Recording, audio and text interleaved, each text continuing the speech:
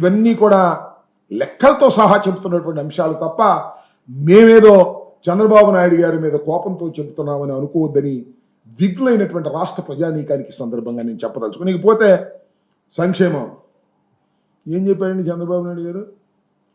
Super 6 ఏమైంది? Super 6 ఒకటి naval చేసావా? అదేంటి గ్యాస్ ఇచ్చాను అంటున్నాడు. అంతా గ్యాసే. అది గ్యాస్ ఇచ్చింది కాదు, పెట్టింది కాదు. నేను ఒక్క చిన్న ఇంకా చెప్తా, పెద్దగా ఏం అవసరంలా. ఇది కాదని చెప్పమనండి కూటమిలో ఉన్నవారు ఎవరినైనా సరే. సూపర్ 6ను అమలు చేయటానికి అని చెప్పాడు కదా. సూపర్ 6లో అది ఇది అది అని చాలా గ్యాస్ అన్నాడు, నీకు 15 నీకు 15 నీకు 15 అన్నాడు, చాలా చెప్పాడు సూపర్ 6 అని. దానిలో మొత్తం సూపర్ 6కి ఏడాదికి ఎంత ఖర్చు పెట్టాలి అంటే ప్రభుత్వ లెక్కల ప్రకారమే 79,867 కోట్ల రూపాయలు ఖర్చు పెట్టాలి ఒక సంవత్సరంలో. సూపర్ 6 అనే దాన్ని పరిపూర్ణంగా అమలు చేయాలి అంటే గతంలో ఎంత కేటాయించారు తెలుసా అండి? ఎంత మోసం చంద్రబాబు నాయుడు గారు. మోసానికి మారు పేరు నారా చంద్రబాబు నాయుడు గారు. ఎంత ఖర్చు పెట్టారో తెలుసా? ఎంత కేటాయించాడో తెలుసా? 79,867 కోట్ల రూపాయలు కేటాయించి ఖర్చు పెట్టవలసినటువంటి ప్రభుత్వం 7,282 కోట్లు కేటాయించారు. అక్కడ ఒక మోసం. సరే కేటాయిస్తే కేటాయించారు పో. ఎంత ఖర్చు పెట్టారో తెలుసా? ఇది ఒక చాలా చిత్రం. 865 కోట్లు ఖర్చు పెట్టారు. ఏంటది 865 కోట్లు? గ్యాస్. ఒక సిలిండర్ ఇచ్చి గ్యాస్ పెట్టారు. ఏంటిది? ఇవ్వండి బాబు గారు, చంద్రబాబు నాయుడు గారు, కూటమి నాయకులారా.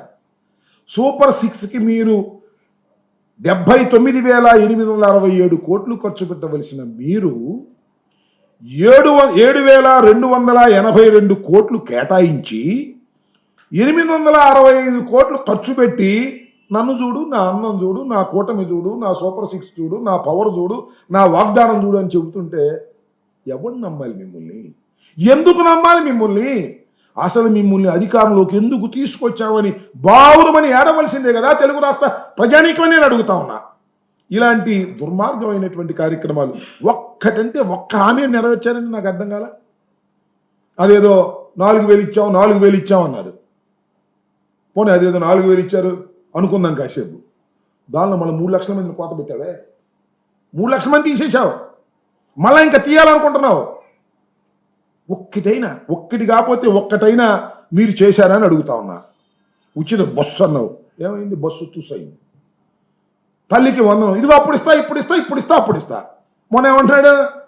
ఇన్స్టాల్మెంట్స్గా ఇస్తా అంట. ఇచ్చాడు ఒకసారి ఇన్స్టాల్మెంట్స్గా, గుర్తుందిగా మీకు? ఏది? రైతు భరోసా కాదు, రైతు రుణమాఫీ. ముందేమో సుప్తాగా ఇచ్చేస్తా అన్నాడు, తర్వాత ఇన్స్టాల్మెంట్స్ అన్నాడు, తర్వాత స్కేల్ ఆఫ్ ఫైనాన్స్ అన్నాడు. 3 బంగారాలు పెట్టాడు మొత్తం రాష్ట్ర ప్రజానీకానికి. ఇంత దుర్మార్గమైన కార్యక్రమాలు చేస్తూ ఇవాళ చంద్రబాబు నాయుడు గారు, అసలు నాకు తెలియకొడతానండి చంద్రబాబు నాయుడు గారు, మీకు పరిపాలన చెయ్యాలని ఉందా? మళ్ళా జగన్మోహన్ రెడ్డి అధికారంలోకి వస్తాడేమోనని భయం ఉందా? ఆ భయం ఉంది కాబట్టి జగన్మోహన్ రెడ్డి గారు చుట్టూరా ఉన్న వాళ్ళ మీద కేసులు పెట్టి లోపల వేసేస్తే జైల్లో ఉండిపోతే భయపడిపోతారనేటువంటి ఒక ఆలోచన తప్ప, ఈ రెడ్ బుక్ తప్ప అసలు పరిపాలన చేయాలి, ప్రజల్ని మెప్పించాలి, మెప్పించడం ద్వారానే రాష్ట్రంలో అధికారంలోకి మళ్ళా రావాలనేటువంటి కోరికే లేనటువంటి ఒక వ్యర్థమైనటువంటి పరిపాలన వాళ్ళ చంద్రబాబు నాయుడు గారు నిర్వహిస్తున్నారు. చాలా దురదృష్టకరమైనటువంటి పరిణామం ఇది. ఈ పరిణామం వల్ల రాష్ట్రం వెనక్కిపోతుందని మనం చేస్తున్నాం. నేను ఇందాక చెప్పిన లెక్కలన్నీ కూడా నేను సృష్టించినవి కాదు, వైఎస్ఆర్ కాంగ్రెస్ పార్టీ సృష్టించినవి కాదు. ప్రజలకు కొనుగోలు శక్తి పోయింది. జిఎస్టీ లేదు ఈ సంవత్సరం, గత సంవత్సరం కన్నా తక్కువ వచ్చింది. ఎందుకు వచ్చిందని అడుగుతా ఉన్నా. కొనుగోలు శక్తి లేదు ప్రజలకి. ఇలాంటి పరిపాలన మీరు చేస్తూ మీలో మీరు కబుర్లు చెప్పుకుంటూ బ్రహ్మాండంగా కోతలు కోసుకుంటూ అద్భుతమైన పరిపాలన ఉందని మీరు అనుకుంటే అది మిమ్మల్ని మీరు దగా చేసుకునేటువంటి కార్యక్రమం అవుతుందనే విషయాన్ని కూడా ఈ సందర్భంగా చెప్పదలుచుకున్నాను. రాబోయే కాలంలో అయినా ఇంకా 4 సంవత్సరాలు మీకు అధికారం ఉంది. ఎవరు వద్దన్నా కాదన్నా ఆ చివరి సంవత్సరం తీసేయండి. ఏదో ఉపద్రవం వస్తేనో లేదా జమిలి ఎన్నిక వస్తేనో తప్ప ఈ 4 సంవత్సరాలు 3 సంవత్సరాలు ఇంకా మీకు పరిపాలన చేసే అవకాశం భగవంతుడు ఇచ్చాడు, ప్రజలు ఇచ్చారు, తెలిసో తెలియకో ఇచ్చారు. ఇవాళ వాళ్ళు తల్లబట్టుకున్నా మీరు దిగరు, అది వేరే అంశం. అయితే ఇప్పుడైనా కాస్త బుద్ధి తెచ్చుకుని చేయండి అయ్యా. మమ్మల్ని అరెస్ట్ చేయాలి, జగన్మోహన్ రెడ్డి గారి సెక్యూరిటీ తీసేయాలి, జగన్మోహన్ రెడ్డి గారిని ఇబ్బంది పెట్టాలి, మానసికంగా ఆయన ఇబ్బంది పెట్టాలి. మీ వల్ల ఏమైంది జగన్మోహన్ రెడ్డి గారు మానసికంగా ఇబ్బంది పెట్టడం? ఆయన హెలికాప్టర్ తీసుకొచ్చిన వాళ్ళని 4 సార్లు పిలవాలి.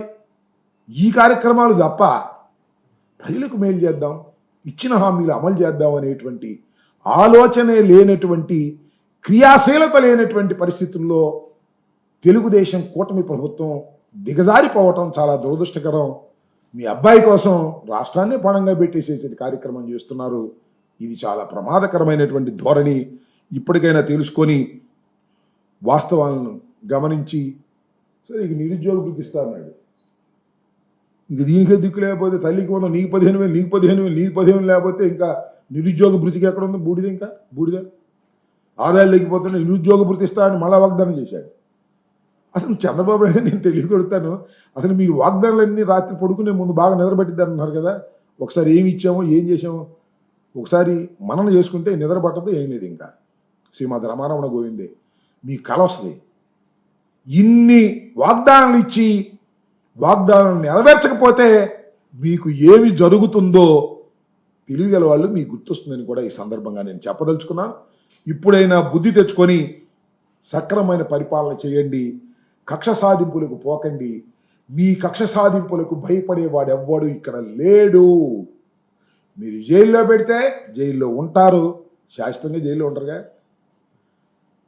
బాలాజీ, ఆయన పేరు బాలాజీ అప్ప, బాలాజీ గోవిందప్పని జైల్లో పెట్టారు, శాశ్వతంగా ఉన్నాడా? ఉంటాడా? రాడా? ఎవరైనా వస్తారు. కాబట్టి జైల్లో పెట్టడం ద్వారా పరిపాలన చేయాలనుకుంటే దానికి తగిన శాస్తిని, తగిన మూల్యాన్ని ఈ రాష్ట్ర ప్రభుత్వం అనడం కంటే నారా చంద్రబాబు నాయుడు గారు, లేదంటే మీ ఏకైక పుత్రుడు దానికి మూల్యం చెల్లించక తప్పదని ఈ సందర్భంగా చెప్పదలుచుకున్నాను.